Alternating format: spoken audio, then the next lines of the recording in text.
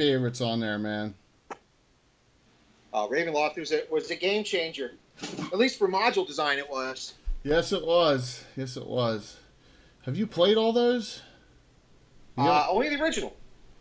We've done Ravager Time and Tomb of the Lizard King. Yeah, we did that. Okay. Yeah, because Eleanor has the Defender's Sword from. That's right. That's right. That's right. Cool. And the Ravager of Time that's the one that's got the talons of Wang Chung, right? No, that's not it. Which is that one? That's the pit, the pit one, right? Well, I'm coming on here. So, hey, I got my friend Bill of I don't know how many years, 20 some plus, at least 25 plus, 30 on here, and here's another episode, Gabbin at Lord Peakshaven, number 5. Hey, last week I talked on my own about all our fighters and fighter subclasses, but I got Bill in his little shop here, working on some figures, and he's going to chat with me about Spellcasters, which is I don't know. We've evolved them into I don't know, a fun option, so that almost every spellcaster in the campaign is completely different at this point. Lots of options. Lots of options. You got to keep things fresh, so you need the options. Yeah, exactly. So I don't remember what year you. I mean, you're like the rookie out of the group of existing players right now, and it's like what, well, we tried to figure out when I started. We did the Return of the Eight in 1998 is when I had that spell list from that I still use today and added to. So I'm going to say I probably started, and that was the first full set of first that I did. But I had first that we built up with other groups at that time. So I'm going to say I probably started 93, 94. Yeah, that's my guess. You know, I got married in 96, so I just use that as a reference. And I know our first house, we did Return the 8 in the kitchen out there. And, so that was, and I was in that until the end of 98, but I know it was before, before we got married. Started with playing out of the apartment in Barrington. Yep, absolutely. So that goes back some time. So, hey, look. All right, so just explain real quick what you're working on right there. What am I doing here? I'm doing a forested base with a lot of small pond of clear fake water in it, and it'll be forested around. So now I'm just highlighting some rock bases and. Cool. Then I got to do the water, which will take like 24 to 36 hours to dry, and then I can go around redo the trees. I use bendable trees that I add moss to and glue them to, rather than using pre-bought trees. And, cool. Well, it'll be another 2 days at least before the piece is done, because it just goes to drying time. Well, it's done for Thursday. I'll throw it in onto the terrain that I've already set up for this one, and you'll see it because you look on the Prelude. I got 2 keeps up, and I got the river running right through the middle of it. So this one's gonna be, yeah. My river or the other river? The Brown River. I can't fit the big blue ones. They're too big. Yeah. They were the first ones that you tried, too, and they're completely straight, So I had to... Yeah. You'll see. I mean, with the GeoHex, with all the things, outcroppings and stuff like that, I need the curves, Right. Absolutely. Yeah. I got those are wide. They're more of a big river. They're not tributary. Yeah, and this river's not a major river in the game. It hooks into the Celantan, but it's not going to be a main one. But you'll see it coming up. So you got some figures there too. You're working on. Pretty cool. Yeah. Well, I have one that I had to complete the base. It's just it's a Were Gorilla. It's a Reaper Bones miniature. Nice quality figure. I got one I'm working on for our game. It's a Ia's creation Golem of Thassalos. And I'm actually making a skeletal version of the same. But I've got some air dry clay and stuff, so it's figures basically together. Just going to have to dry, and then I can do basing and gravel on the base and paint it. Well, what's cool is that I'll tell everyone out there watching. Bill is the go-to guy for terrain A++ on that, and our painter, and because I have no talent whatsoever in painting and never did, and the rest of the group, maybe Mark does a little bit of painting, but he doesn't do terrain, and Alan does nothing at all. So, except dip stuff. I'm just sorry. Alan contributes financially. Yes, he does. Yes, he does. So, but that's cool. So whenever I need something, and we're running the events before David Granavis' wedding, and had this big Panzerjek, this big nasty Greater Boneheart EOS guy, and I'm using this little cheesy 4-armed skeleton as it's that Greater Thassalos. I'm like, we need a Thassalos figure. So there you go. So I found a golem that looked like it, and Bill edited it, modified it, and that's where we're getting the figures. So if you look over here, here's something we've never had a figure for, and Bill's all excited about it. It's in 10 freaking pieces in this box. So have fun with that. But I just got this. That's all right. What's that's that? What Glue's for. That's what Glue's for. That's it. A Froggymoth. Finally, after 40 years, we're gonna have an actual Froggymoth figure. I am looking forward to that. And then, of course, we had to get the Minskin Boo figure. Had to do One of the greatest heroes ever. Yes, come on. Baldur's Gate 2. I mean, we got at least 5 or 6 of our classes that are based on Baldur's Gate. So, you gotta have it. So, we're going to talk tonight, and we started last week on our Fighters and Cavaliers and all the subclasses, but tonight we're going to go into Spellcasters.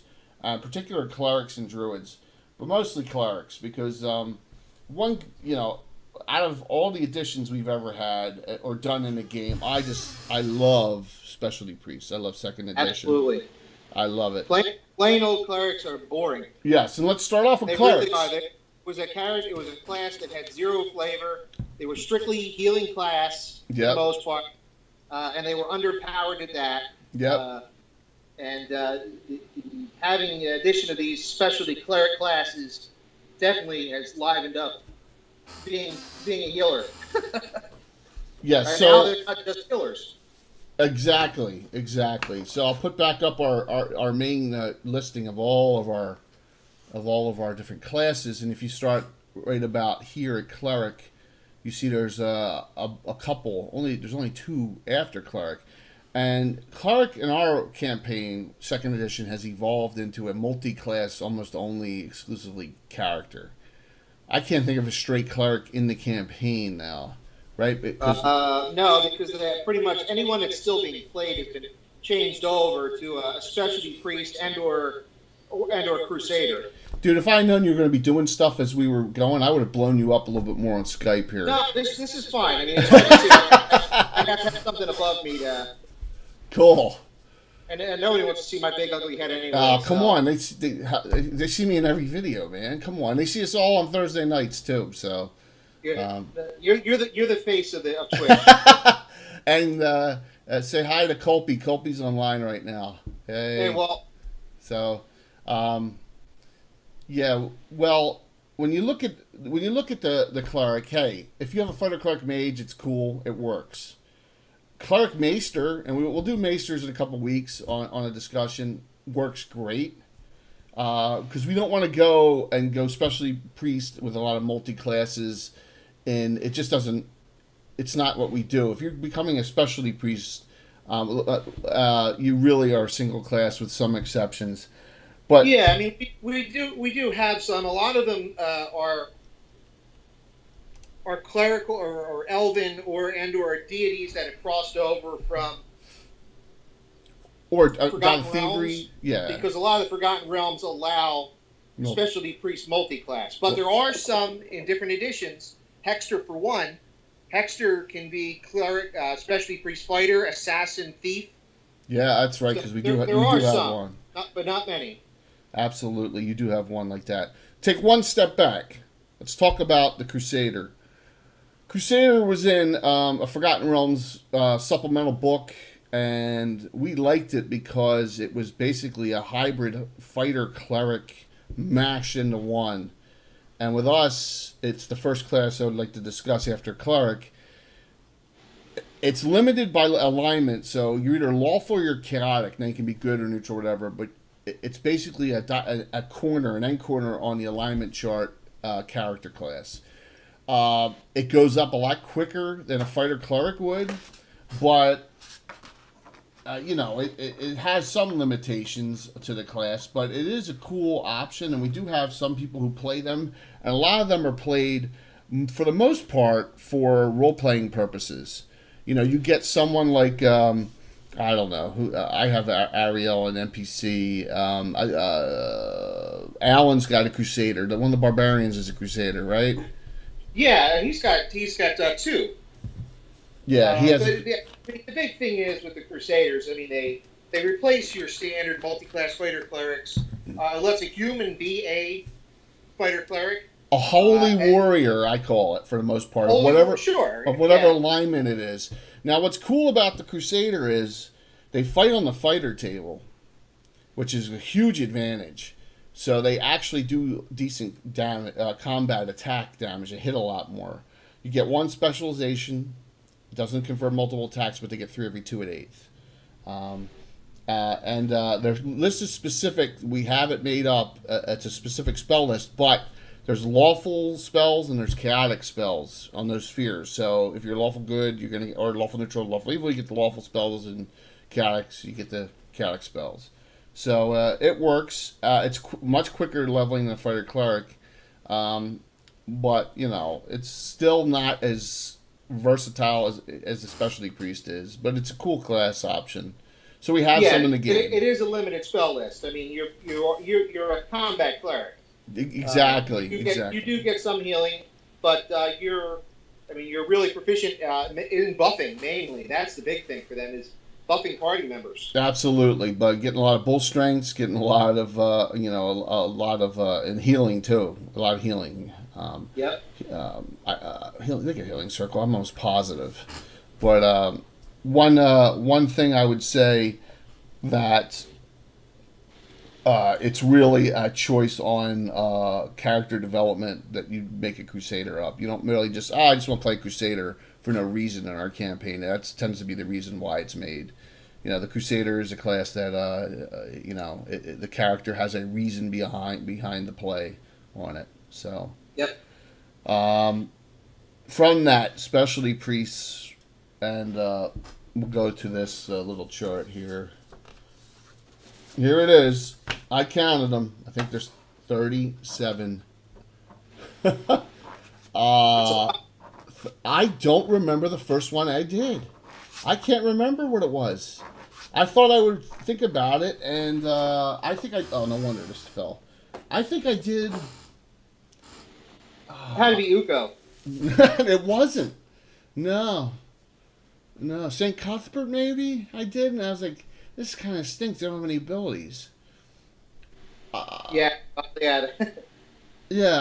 They get cudgel. Whee! Yeah. And then a lot of the we looked at the second edition Forgotten Realms supplemental books, and they were like they get almost every sphere. I mean, it was insane how many spheres of influence the priests, the worshippers, and the clerics get for Forgotten Realms deities. It was too many. I had to cut it back on a lot of them. It was almost double. In general, too. I mean, Forgotten Realms and Greyhawk campaigns, the priesthoods are very different. Greyhawks are very toned down compared to Forgotten Realms, and level differential is also huge. I mean, your big heroes, the Harpers, and those kind of stuff are 20 plus level, where 25 plus, and it's insane. Character in a Greyhawk campaign, the highest character that I know of in literature is probably the Priest of Rao in Greyhawk, who's 20th. Yes. And other than that, most in Greyhawk City, most of the clerics are there's very few 14, 10, 11, 12. There's very few that can resurrect. Very few that can resurrect. What's it? Jendazskaya? Yeah, is the highest. But no, but remember, Rari's high, Mordenkainen's high, right? But they're not priests. Right. But in general, most levels of you're seeing are a lot lower. Yes. It's just a difference between the worlds, because it also Greyhawk stopped really. They really stopped doing anything with Greyhawk in end of 3rd edition when Return of the Eight came out, and that was a Doom Grinder, maybe in the last adventure that they actually made. God. Oh my God! Don't even. Oh. I was so disappointed in that one. That's for another day. Stark Cairns, Crypts of Lizardred the Mad, and then the Doom Grinder. That trilogy. Oh boy. I like Cairn Hills. The tombs, they were good. Yep. Slow. I mean, they were very similar to Tomb of Horrors kind of adventures. You're going to be near one on Thursday. Not at one, but near one. So, awesome. So 37 different specialty priest classes. 5 are NPC only. And they are the following. And they got stars next to them, but I'll go over them. We got the Earth Dragon.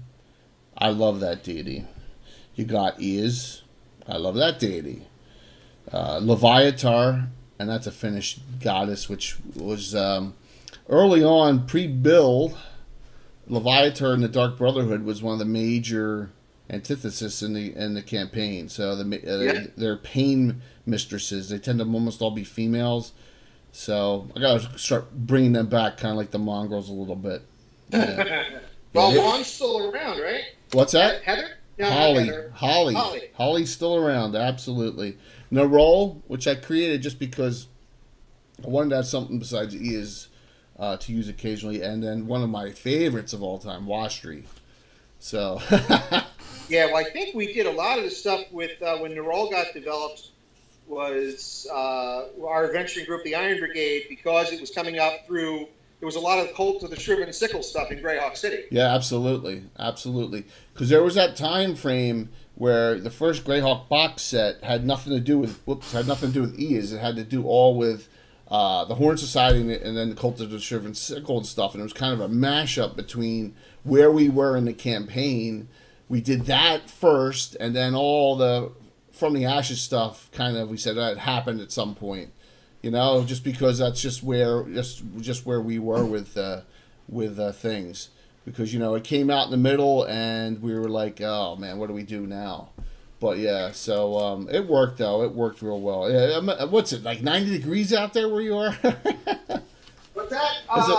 Yeah, it's about that out here in the garage. I got a fan going, but it's. So we look at specialty priests, and they're very campaign specific. But we do have some, with permission and all, we've discussed it in depth. We brought a couple over from presented from Forgotten Realms. I mean, Illustratee and the Red Knight are both Forgotten Realms deities. Yes. Who else? Is that it?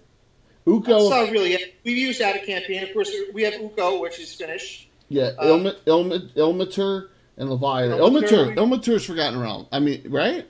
Ilmater is Forgotten Realms. Ilmater is Forgotten Realms, but Ilmater is also original in Finnish. Deities and Demigods, yeah. Yeah, I think so. And Leviathan. I'm just looking through the list real here.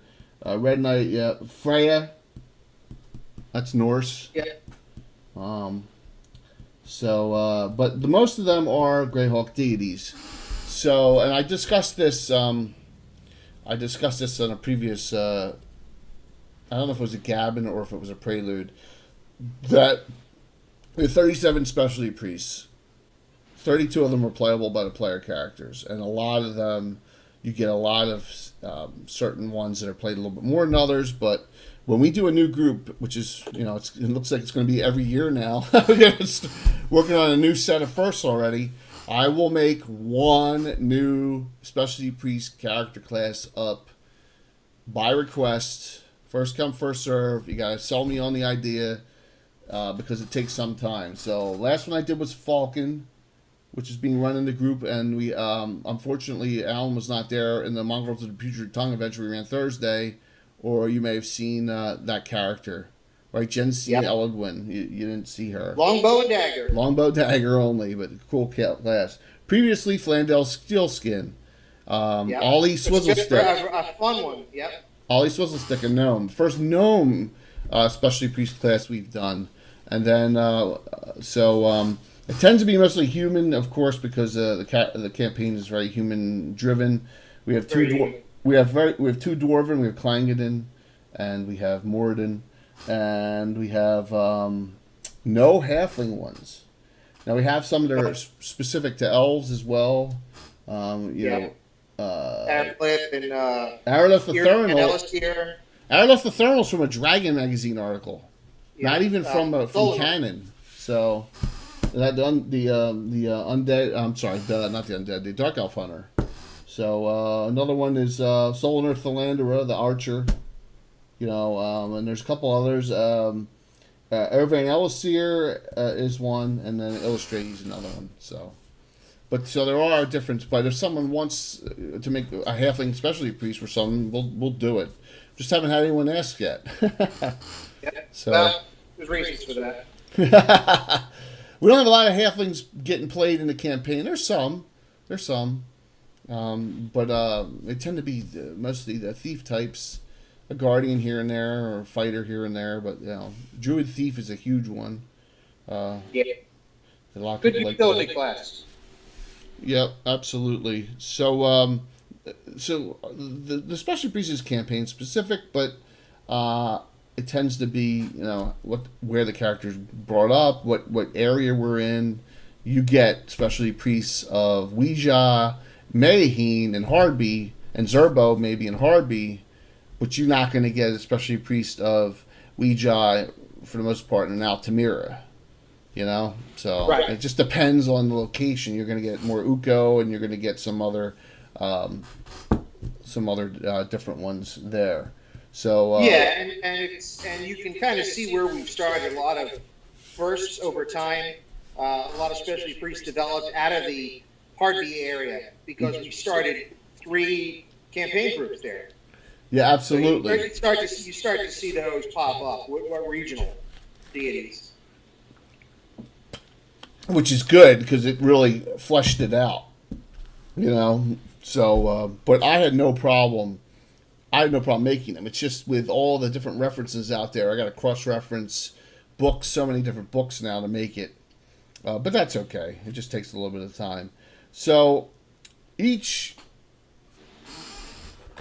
has its own, and let me just I'll go over an example here real quick. So here's Alana. Each has its own list of spells and then abilities, which some of them are level, at a level, and so whoops, of course it popped out. That's why this book gets more use than any other book in the as the game is going on. So I've kind of made it a little more hardcore.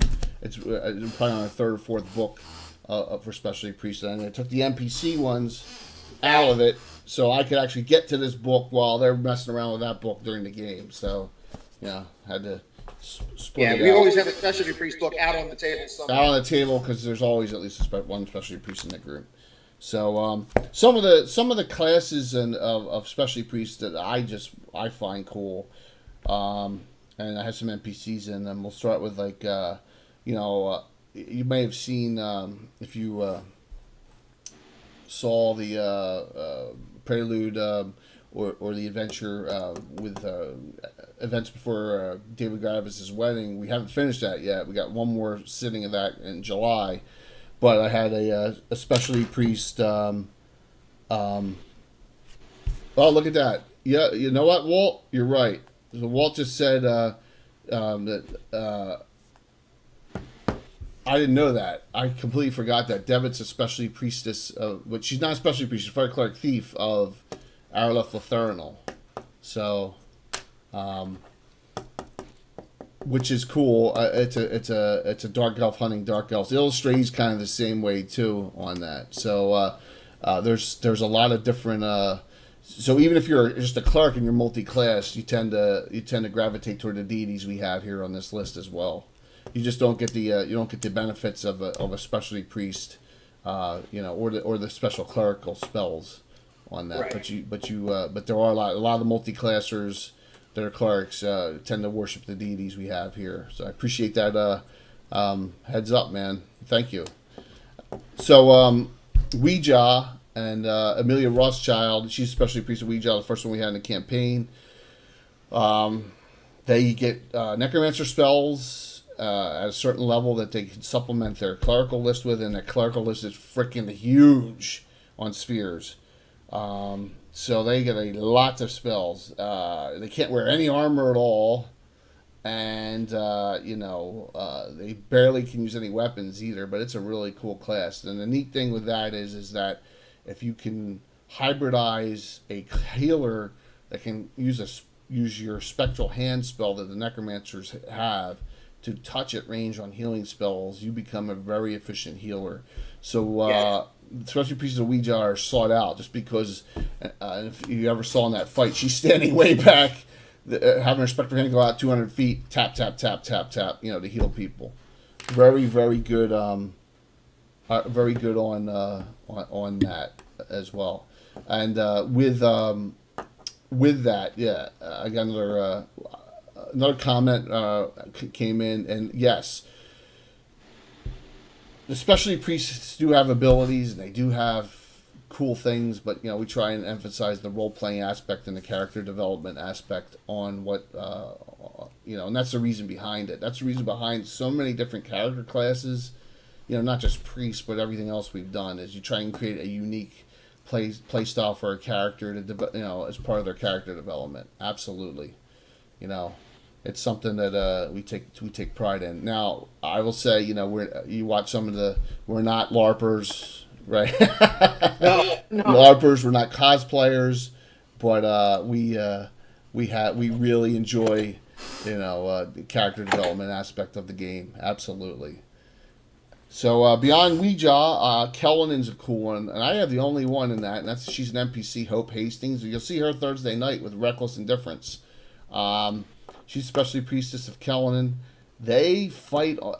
They get the attack rate of fighters. They don't fight on the fighter table, but they get the attack rate of fighters, and they can specialize in a weapon. So she's getting she's over 7th level now. She's 8th. She gets 2 attacks per round with her longsword. So she fights with a longsword. Doesn't two fist. Very limited spell list because Kellen is a deity on Earth. So I think she's limited to 5th level. Yeah, she's limited to 5th level spells, but really another cool option for a class. Another one, and Bill's got the best one of this in the campaign. Paylor, +1 on level turning, and healing spells do medium damage. So Sunhild, correct?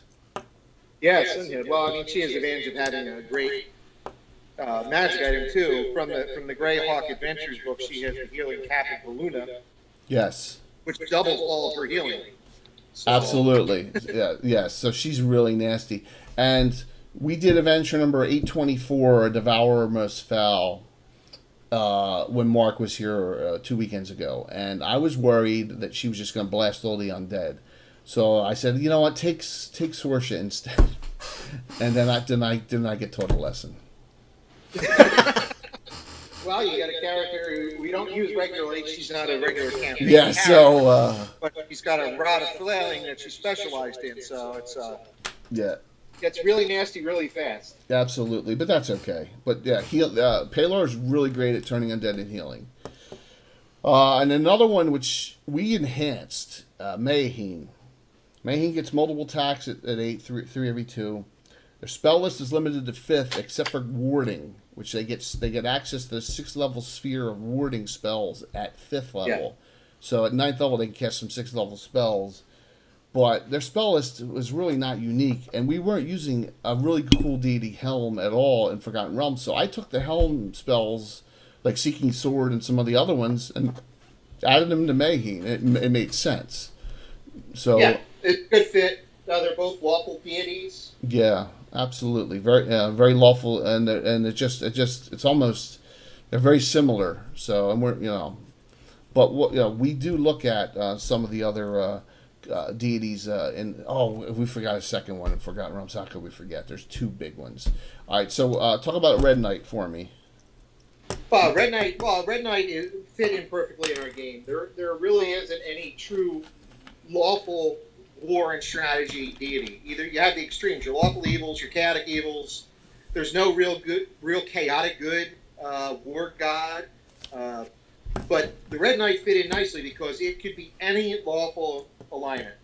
Because war doesn't matter on your ethos. It's right. But they are lawful good, lawful neutral, lawful evil, and it's just about the strategy of combat. Spell list is a fair combat list. It's a pretty good list. They do have some interesting, unique spells for them.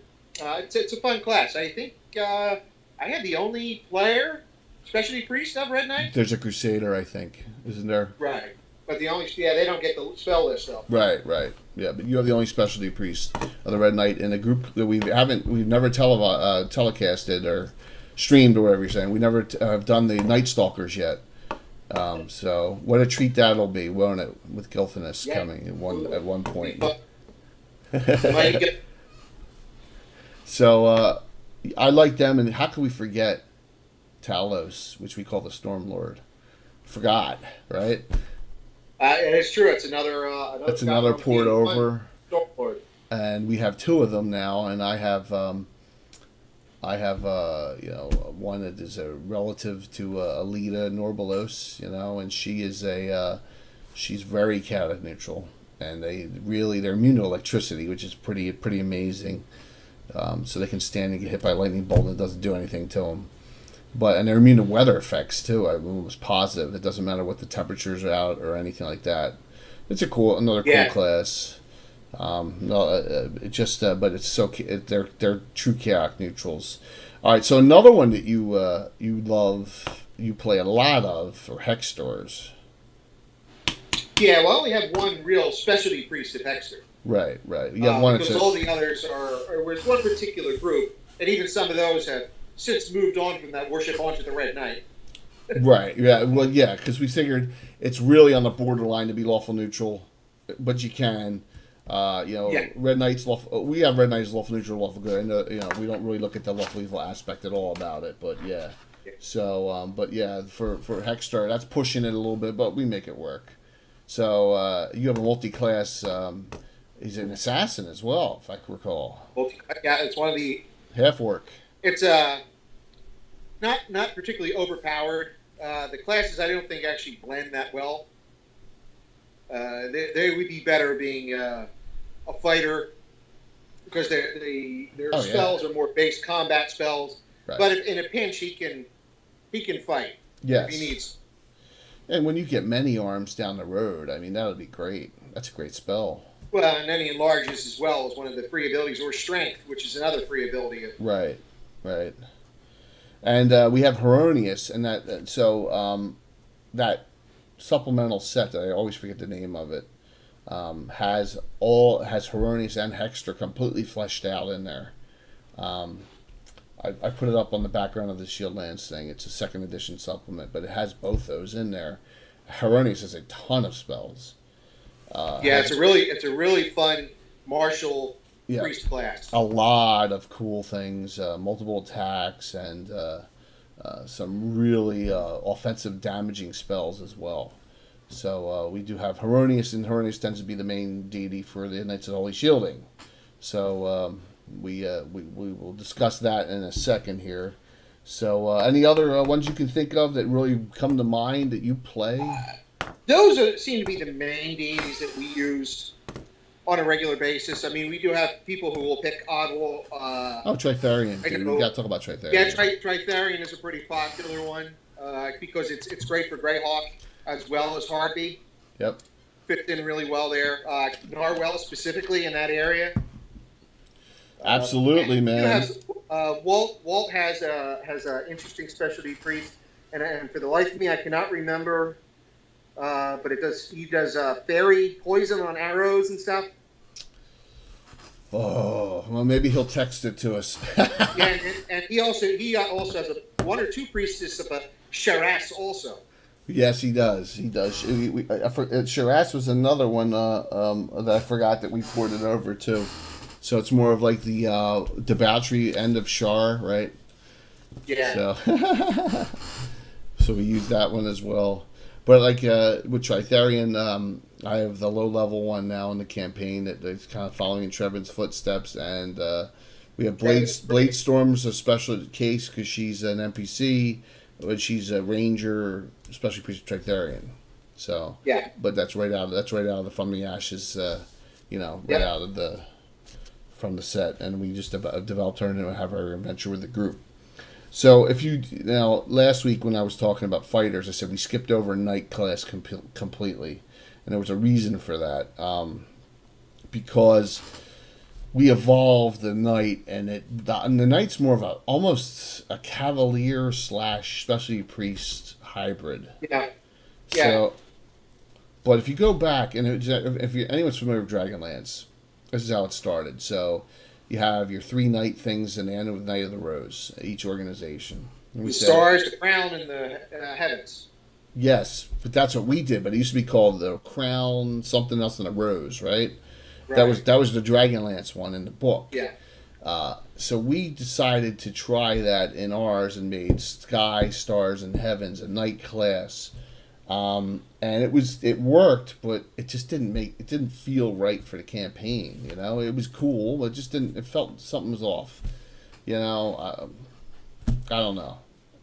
So we went more to, I've been experimenting with specific knight classes for each of the organizations we have. So we have 3 of them now. So, and we have the Knights of Ulick, Knights of the Holy Shielding, and Knights of the Heart. Yep. All 3. So, and they are their own class. And the rule is on these is you must be, join that membership, or you will lose your knight status, just like a paladin would. You become a cavalier or a fighter or Saxon, depending on your background. You know, you'll become that whatever on that. So you must join your organization. They get knights. The experience table is brutal, way worse than paladin. But the consummate of the abilities really makes up for the experience. Absolutely, it makes up for it a lot. But they go up slowly, so they're usually a level or 2 behind the rest of the group, kind of like barbarians always are. So, for example, Knights of the Holy Shielding, you'll see one of those on Thursday night. I want to create a little bit more loopy characters in the campaign, Crystal Gradavis. Knights of the Holy Shielding, they can be lawful good, lawful neutral, or neutral good. Group proficiencies are 1 every level. 3 weapons of specialization. So they get clerical / priest spellcasting starting at 4th with their wisdom bonus, and if they worship, and this is specific, each knight has their own specific rule. If they worship Hieronymus or Ilmater in our campaign, they get the specialty priest list access. But say they're a Knight of the Holy Shielding and they want to worship St. Cuthbert, they don't get access to the list. Pixie Dust is Erevan Elisir. And Zandalar is the elven derivation of Saris. See, thank you, man. Walt, thanks a lot. I got to get you in on one of these next. Can't remember them all. Yeah, well, yes. Well, that's why we have the whole players. So thank you for that information, man. Perfect. I did not remember the Pixie Dust was Erevan Elisir. So at 4th level, they only get 1 spell, 1st level, but they get their wisdom bonus. So when you're up at 9th level, you got to have 18 wisdom, and then you could have a 4th level spell to start. At 10th, you actually will get 1. But they get innate abilities, 5 or 6 of them, going up 1st through 9th level, like protection from evil, smite evil, +1 to hit and damage, and saves versus allies of Eas. Immunity to fear, vengeful fist of Hieronymus. That's what the specialty priest, the Knights of Hieronymus of the Holy Shielding get. Knights of the Heart, they get protection from evil. They can smite their choice: humanoids, giants, undead, or infernals. They get the Annihilate Wounds ability, which is kind of cool. They get to study their opponent to get extra attacks. And they get the No Mercy ability at 9th, which is an extra declared primary weapon attack. They get spells at 4th as well, but these knights may they have to choose a Goodline Greyhawk deity, so any of them, and they'll get access to their specialty priest list. So a little bit different on that. And then the last one's the Knight of Ulick, which of course is the one we have the most of, and they get protection from evil, heart glow, Godspeed, exaltation, and storm swordfire. So they get a Forgotten Realms ability. Holy Smite It's Shield. nice. So that's what works. Instead of calling it Flaming Weapon, it works real well. Shield of the God. And they have to worship a good approved Greyhawk deity, Ukko, Ilmater, or most of the ones that are being used in that. And then they, unless that, they'll get the standard cleric list, but they get spells at 4th as well. So it's a hybrid class, and it's a specific class to those orders. So if you're Knight of Ulick, you're going to be in the Order of Ulick, or if you're a Knight of Holy Shielding, you're going to be in the Order of Holy Shielding. It's kind of starting from first what a prestige class would be in like 3.3, 8.0, or 3.5. Right, Bill? You had to be a paladin. You just don't have to level other classes to get there. It's exactly. And it's not really a class that would ever be dueled for the most part, though people have done it, or dueled to it. You did. I dueled to it. Yes. Ranger. Yeah, I think dueling off of it may be an issue, but dueling to it makes sense, especially with older characters in our campaign. But we've had characters going from a knight to a Knight of the Heavens to a Knight of Ulick because we've transposed what we've done. We've had characters go from Cavalier to Knight of whatever, Sky, Stars, Heavens to Knight of Ulick. We've had a lot of bouncing around because of our changes, over the 38-year period, that's going to happen when you make some major changes to your game. So, yes, we do have a specialty priest of Alana that is multi-class. Do you know who that is? Only one, yeah. Who is it? The Blazing Saddles. Yes, Mungo Woodchip.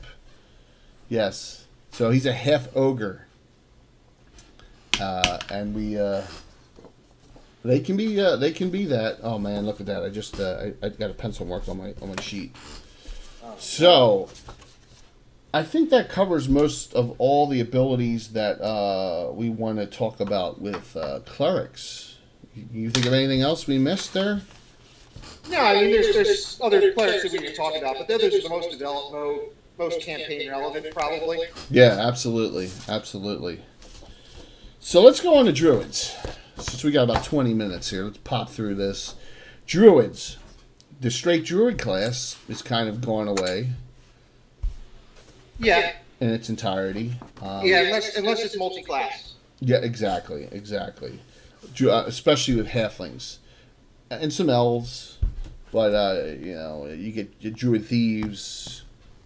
Druid Mage is a big one still. I do a lot of Druid Mage. Yeah, Druid Mage is a big one still. You have a Fighter Druid as well. Yep. Yeah. Yeah, I think I have 3 Druid Mage and 1 Fighter Druid. Druid Mage works well. Alan's got 1 or 2 Druid Mages as well. He just started the one that burns wants to burn everything. Remember? Yeah. Crazy. Isn't Romeo and Juliana? What's she? Cleric Mage. Cleric. Okay. Yeah. Yes. Moreau and Juliana. That's a good one. A gnome and a dark elf in love. Deep gnome. Deep gnome. I'm sorry. Deep gnome and dark elf. What would their family say?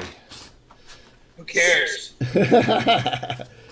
So with druids, I don't know how many years ago, I said, let's do the same thing and create the specialty druids. And we have a whole group that's in the Vestfy, and there's a whole little mini campaign going on there with a group of adventurers in the Defiled Glade area, and this keeps on falling. So we have, this is set for that area for the most part, but it can be used anywhere. There's 4 we've developed. 1 is an NPC only, because it's bad. But, he was really the first one that was semi-developed before it was developed, wasn't he? There was a lot of, before I started playing, or right around the time I started, the Master of the Hunt was around. Yes, because we had a lot of stuff going on up there in the campaign where the Master of the Hunt was around. It was such a cool story in the Deities and Demigods book. right? And we just loved using it. So we stole a lot of the Malar stuff from Forgotten Realms to flesh this out. So that one is the only one that's NPC only. You can see it's NE here.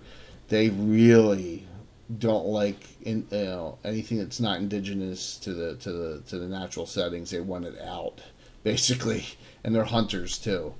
And then the three Cernus is a really hardcore neutral. You see it's NE as well, but we don't have anyone playing that. Alana, it could be NG or N, and then Rolthane Ralphil is the Sylvan Elf tree, which fits really well in the Vespi Forest. So they're the three we have with that, and I like the differences. Like, for example, with they have their own spell list as well. So there's some that are different. Some have some added spells. Rolthane Ralphil has all these sap spells, which drive me crazy, and Amber Prison. But she can only turn into a Kushi. That's it. But that starts early. At first, yeah, but that's it. She can't change in anything else.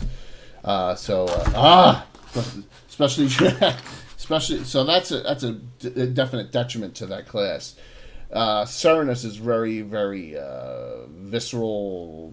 They got some really cool spells like Jaws of the Wolf and Spectral Stag, Spectral Manicore. The Master of the Hunt ones, they use these blades on their hands, claws. Yeah, it's a neat feel to give druids a little bit. Druid's a druid. That was driving me crazy. We never did the Shalm druid. We probably should have. Yeah, we never did that. We never did the Old Faith. But there really hasn't been a need so far to develop it. Right, because one of the druids, main druids, is Alana, which the spell list is the same as the specialty priest list. Right, and it probably shouldn't. With a few exceptions. Yes, it probably shouldn't be, but it is, and it's a little bit confusing. Zerbo is the same way. Zerbo allows clerics and specialty priests or specialty druids. Zerbo is another one, but we haven't had anyone who wanted to play a druid of Zerbo, so that can be kind of interesting. But for those are the four druid classes, specialty. Like I said, it really for role playing purposes fleshes out what we're doing in the campaign as far as who you're playing. But beyond that, the next class, I think it's one of my favorites, and I will admit we ripped it off from Baldur's Gate 2 to start, and that's the Avenger. So the Avenger goes one step beyond specialty druid and gives it a real militant druid flavor to it. And what can I say? You'll have to worship one of these four. That's it. It's either one of those four or nothing else. You get the specialty druid spell list that you worship, and then you also get some other abilities. So, for example, Avengers immediately lose 2 to their strength and 2 to their con to start right off the bat. Boom. Which can be a real negative, but with the other abilities that they get, I think it offsets it a little bit. So they get a supplemental list, and it's not big, but they are able to cast, and from our elemental sphere spells, they get some quasi spells and some earth elementalist spells, so they can cast lightning spells and earth spells for the most part, and some radiant spells outdoors because they do get Alphyd's Knight of the Leonids. So, but they can put them in as extra spells into their slots. So say they have 8 slots for first level. 50% of them can be these spells. So, and Sand Skin's a big one. Sand Spray. They do get these spells that can enhance their list. In addition to that, starting at 5th, they get to start shape changing, and they can shape change into what, Bill? Creatures. First one is spider. One of the spiders, giant spider or huge spider at 5th. Then we get Sword Spider, and You missed goes it. all the way up to group from that to what bear, bugbear, not bugbear, owlbear, Yes. northern bear, all the way up to green dragon. Fifth is Wyvern, baby wyvern. Young Wyvern's sixth, Sword Spider seventh, Owlbear's eighth, and ninth is Winter Wolf. 10th, Northern Bear, 11th, Adult Wyvern. 12th is Treant, and 13th is Green Dragon. So they get those shape change abilities. Now that's in addition to their animal abilities. So they get the shape change. Like at 7th level, at 5th level, they get one change, and that's only Huge Spider. At 6th, they get Huge Spider and Young Wyvern, and that's it. Two changes. At 7th, they get all their animal abilities and the highest level of the monster, but they can only change 3 times per day. And they can't do Sword Spider 3 times. If they do it once, they're done with it. It counts as a category. So, but they can do Sword Spider, Young Wyvern, and Huge Spider if they wanted to. So Yeah. we get a lot of Avengers. Magic Greater Magic Fang, our friends. Yes, so what they can do is their spells called Magic Fang and Greater Magic Fang, which are used on animal attacks. So, for example, say you had a bear pet and you wanted to Magic Fang the bear's bite. That would make it almost like a +1 hit and damage on it. They can Magic Fang and Greater Magic Fang their abilities on these monsters. So, Sword Spider, which is a 2 attack bite with no poison. Greater Magic Fang, then get an extra +2 to hit and damage, and it becomes a little bit nasty. So a lot of Avengers do not fight with weapons. They may have one weapon. They may have a scimitar or a scimitar or a Kopesh or something, or a spear, but they're rarely fighting in that form. They more tend to be fighting in their monster forms, which is kind of neat. But in order to cast spells, they have to come back into their human or elven form, whatever it is. But it's a cool class. Required to have spellbooks as well for those. Spellbooks for the spellbooks for the quasi spells, spellbooks for the earth spells. So, yes, the fire pit. Yes, if they get so high, If they get too high a level, they have to go write poetry or greeting cards. So here's a little quick story. We'll talk about this. Why not? So we started this campaign at first in the Vestvi, and we had to have an idea what behind it was. Another bill, not the bill on here, had a high level druid, Garnett, who he moved away. He had a high level druid. John had a high level druid, and what do we do with them? So one day they're all hanging out. And they're just sitting in front of a campfire, and they kind of got pocket planed, and they were taking in a time bubble, and they were stuck there, and they were sitting around a campfire, and they've been sitting around that campfire for 20, 30 years. But Shuko Fish was out. Now he's back, and he's in Crit Wall. So one of them got out. So the idea was to find out. They had to find out what happened to these druids. So. Nice story there. I appreciate the input from Wall on that as well. Yep, the fire. Sitting around the campfire. But Avengers are militant druidic types. They're cool as far as spells. Yeah, they do have to put these in spell books, just like Flandel Steelskin needs to do his fire elementalist spells into his specialty priests. He needs that. Ouija has a spell book for their necromancer spells that they supplement their list from. So you do have to have them in a book for those. Let me see here. There's the penalties. We will see an Avenger Thursday night as well. So all these classes we're discussing, we're going to see in the Vengeful Justice on Thursday night, because Mark has an Avenger, Claylana, I believe. So we will see a lot of these classes. We'll see a Knight of the Holy Shielding. We'll see especially Priestess of Kellinan, and we'll see an Avenger on our gaming Thursday night. So, so what do you think, man? What do you? Anything else you want to discuss in the world of clerics and druids? Especially no, I mean we covered most of the most common. I mean we have a lot of campaign ideas just based off those specialty priests. Right. The Church of Ouija in Hardby is a big center point for us. Also in Hardby, the Church of Zilchus we also deal with regularly. Yes. For better or for worse. For better, for worse, absolutely. And so also, I mean, the priesthood do give us a lot of flavor in the campaign. Absolutely. Sure. And there's a lot of faction. Like Harby's great because there's a lot of faction going on between Mayheen and Ouija. And, there's a lot of them butting heads between different individuals, just based on the politics of what's going on.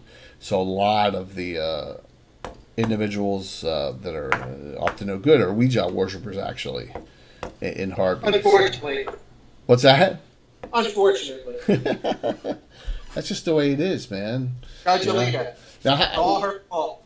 We haven't even discussed. Let's close it out with a discussion of the most entertaining specialty priests and followers in the entire campaign, the Foltest people. We have to talk. Oh, no, it's Trevin and his followers, of course. Have to talk to Foltest people. Foltest, Foltest is a lawful good deity, but in the Greyhawk from the Ashes set, it came out that the Theocracy of the Pale worshipped Foltest in a very lawful neutral aspect. Yeah. And I said this to DM Shane. He was asking for some quotes on the Cannon Fire site last week, and I said, "Cold weather is Foltest's way of telling you to throw another heretic upon the fire." So he'll probably use that in an upcoming. That's right out of canon too. That's right out of canon. And so we really pushed the lawful and neutral aspect of Foltest hard in the campaign. One reason is there's enmity between that and the Tritherian people. They hate each other big time. They cannot. So Tritherian people, when they get, like, I got a lot of special magic items that I give out to Tritherian worshippers. It's either you get your special abilities against lawful evil and lawful neutral Foltest followers. So there's a lot of enmity there. And they're just comical. I mean, if you've watched the events before David Gradavis's wedding in the city, these Foltest people have come in and tried to reclaim the crossroads that they were, and they renamed it Lights Reclaim Pillar or whatever. And but they all got slaughtered. But it's funny. And there's the Fighters of the Light, are in like every city we have now. They have a whole mercenary group, and they're pure lawful neutrals. And they are, by the book, and lawful neutral tends to be very rigid and unwavering. So I get a lot of fun out of that, mixing them up with other people. So so the cool thing is that in a game, in a campaign, when you're playing, you're not just butting heads with evils. You're not. You're butting heads with a lot of different factions, and that's what we try and do. We try and keep it so, there's a little enmity going on between some of the other people. Maybe have the same goals, but for different reasons, and that happens a lot. So you especially see the Foltest people butt heads all the time with the especially Knighthood people and Tritherian people. Well, between the same groups. If anybody's watched the events before David's wedding, there's a particular faction within the Knights of the Holy Shielding that can't stand each other. Oh, yeah, absolutely. And they can't stand the Knights of Ulick. So, yes, absolutely. And they're all lawful neutrals, too. But bad things have happened to them this time. So we'll see what happens coming in like 3 weeks, three Thursdays. The next 2 Thursdays, we're going to be doing a new adventure with Vengeful Justice for the next 2 weeks, and then the third week. It's all posted on events, so if you want to get the time schedules, which ones we're going to be doing, you can look right on there. If it's a Thursday night recording on time, it's going to be live. If it's Friday, it's going to be recorded and then uploaded and premiered on the next day. We'll run it Thursday, but we're not going to do it live for player purposes. So, Bill, man, I appreciate the time here. I know it's hot in there, but I know you're getting some stuff done. My wife said I don't want to hear it for an hour. Go out to sometimes it's better to do what you're told. And Walt, thanks a lot for giving me a lot of good input on the text there. I really appreciate that. So I'm trying to figure out now. Skype is working on through this software where I can have multiple people call in at the same time and have them all up. It's not there yet, but when it gets there, I'll be able to have more than just one person on the Skype line. So, fortunately, in game, I don't. Mark's the only one who needs it at distance right now. But hopefully for call-in shows and stuff, I'll be able to have more people popping in on multiple Skype on one Skype connection. So this has been Gabbin at Lord Peakshaven number 5. So if you get a chance and you're out in the area of the County Gulick, stop in Tringley and see how many Lord Peak specials you can drink. If you drink the 3 without passing out, you get on the Wall of Honor, and it's a tough thing to accomplish. So hopefully we'll have an adventure go back there someday in the near future, and we'll see some characters maybe attempt that. But, never been there. That's how old it is, man. That's how old it is. So to show you how old it is, Lena's kids, the Doublemint twins, were Steve there? Yes, yes. That's how long ago it was. But some good stories, and that's the great thing about reminiscing about what's going on in your campaign. And that's how far back that goes. Well, with over 38 years, you're going to have some great stories. So, thank you once again, Bill. Man, keep it up there with the work on the figures and the terrain. I look forward to seeing that piece of terrain. I'll put it right in for Thursday evening, and then it'll be ready for then. Yep. And then this middle one right here, I see begins with TH. I'll have that in 2 weeks. So all set, ready to go. All right, gents. All right, thank you so very much. I'll see you. I'll do my prelude this week on Wednesday for Thursday night. Thursday night's a live broadcast. Thank you all for watching, and I'll be running some reruns coming up. And like you said, you can reach me anytime. Best place is Cannon Fire website connection on Facebook, but you can always reach me on here. You can always send me a text or an email or bust our stones like Brian does all the time. Just reach us if you have any questions. Yeah, I drank a beer just for Brian. Yes.